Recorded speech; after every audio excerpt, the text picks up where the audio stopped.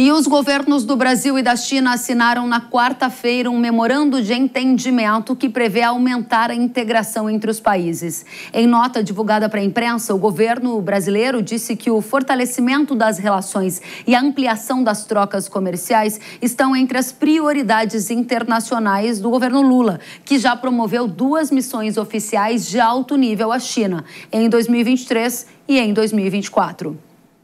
O Ministério da Agricultura do Brasil se reuniu nesta semana com representantes da China. O Brasil tenta atualizar protocolos sanitários, pleiteia a abertura de mercado para produtos como uvas frescas, gergelim e sorgo e quer a ampliação de comércio para as carnes. A imprensa chinesa revelou nesta semana que o governo do Brasil avalia entrar na Rota da Seda.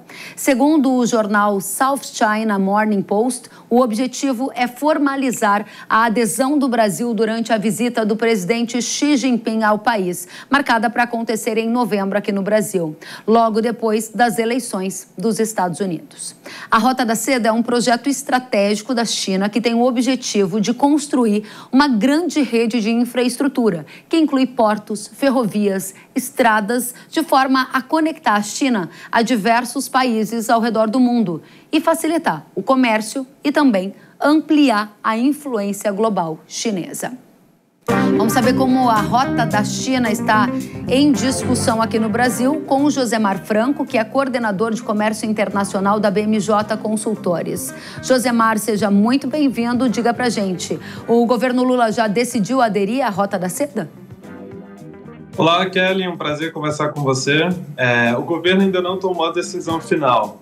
Essa é a verdade. É um plano que está sendo desenhado há bastante tempo, eu diria que desde o início do governo Lula, quando ele fez a primeira visita à China no ano passado, como você bem disse.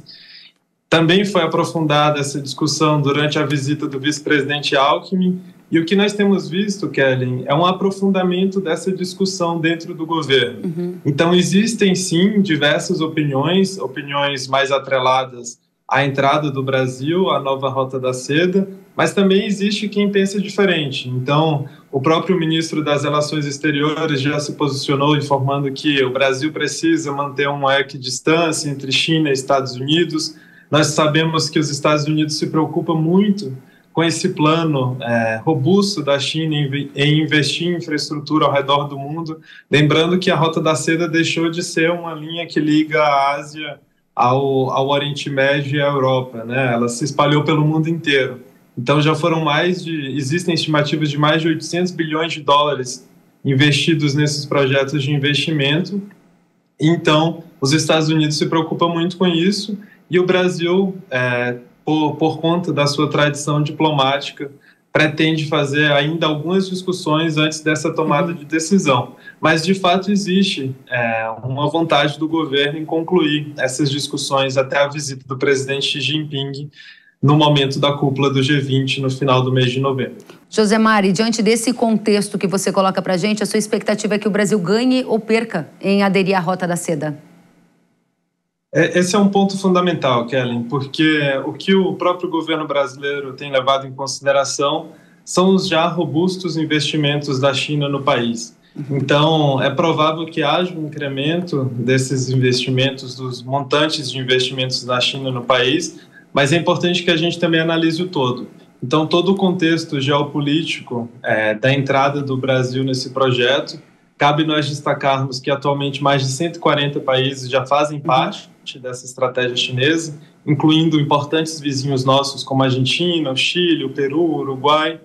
Mas o fundamental vai ser a avaliação do governo em relação à conjuntura internacional como um todo, ou seja, o principal resultado negativo da entrada do Brasil na nova Rota da Seda seria uma indisposição com o governo americano e é algo que o governo brasileiro tem avaliado com muito cuidado. Então, ter o Brasil, que é a maior economia da América Latina, entrando nesse projeto, significa não apenas a entrada do principal parceiro comercial da China, da região, no projeto, mas também uma maior influência para que outros países também entrem. Então, os Estados Unidos têm acompanhado esse ponto bem de perto também. Você destaca que ganha em potencial crédito para investimento em infraestrutura, com a parceria na Rota da Seda com a China, mas pode perder nas relações exteriores, principalmente numa sinalização de que estaria virando as costas para os Estados Unidos. Chega a tanto, sendo mais específico, ao aderir à Rota da Seda, vai haver um aumento da influência da China no Brasil e poderia haver uma retaliação dos Estados Unidos em relação ao Brasil por conta desse movimento, independente de Kamala ou Trump ganharem a eleição?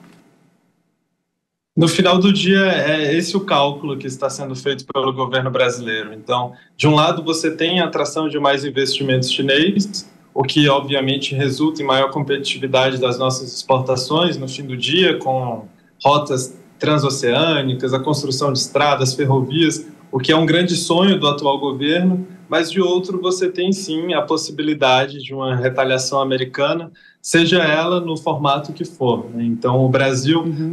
por meio dessa avaliação que está sendo feita no momento, tem levado em consideração todos esses fatores, mas é muito importante a gente levar em consideração o cenário de eleições nos Estados Unidos. A gente pode ter, sim, uma guinada política americana e isso pode resultar no aprofundamento ou não das relações com o Brasil.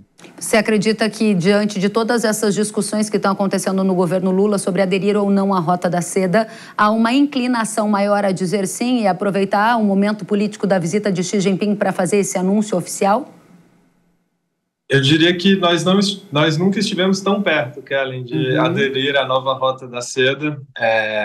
Os próprios chineses têm pressionado bastante o governo brasileiro, então a gente tem escutado que os diplomatas chineses já colocaram muito claro que o presidente Xi Jinping não vem para assinar memorandos de entendimento, ele quer entregas concretas, além da abertura de mercados que o próprio Ministério da Agricultura planeja, também a principal entrega, sem dúvida, seria a entrada do Brasil na nova Rota da Seda. Última pergunta, Josemar. Quais são as áreas e regiões do Brasil de maior interesse da China em fazer investimentos aqui? A gente tem muitas áreas do agro, Centro-Oeste, Mato Piba, Sudeste, Sul, todo mundo querendo melhorar a infraestrutura logística. Se esse projeto, de fato, acontecer, qual vai ser a área prioritária para dar o pontapé inicial? Esse ponto é importante. A China, como havia comentado, já tem uma presença muito robusta aqui no nosso país, desde projetos de geração de energia renovável, mas também de infraestrutura em si. A grande vontade do governo é que os investimentos chineses sejam voltados para a área de infraestrutura e principalmente nessas rotas de integração com os países da América do Sul. Então, nós tivemos em março deste ano uma visita da ministra Simone Tebet ao porto de Xangai, no Peru, em que ela avaliou, é um porto que já recebe investimentos da nova Rota da Seda e que possivelmente seja um ponto de integração para uma rota para que ajude nas nossas exportações agrícolas. Então, o foco principal vai ser nessa construção de redes de integração na América do Sul, principalmente nas regiões fronteiriças, mas também focando no escoamento de produtos para aliviar o Porto de Santos. Muito bem. Obrigada, Josemar Franco, por trazer os bastidores de Brasília, o que está em discussão no governo e ainda nos posicionar das ambições chinesas em relação ao Brasil na Rota da Seda. Josemar, que é coordenador de comércio internacional da BMJ Consultores, volte sempre. É sempre um prazer. Obrigado. Igualmente, até a próxima.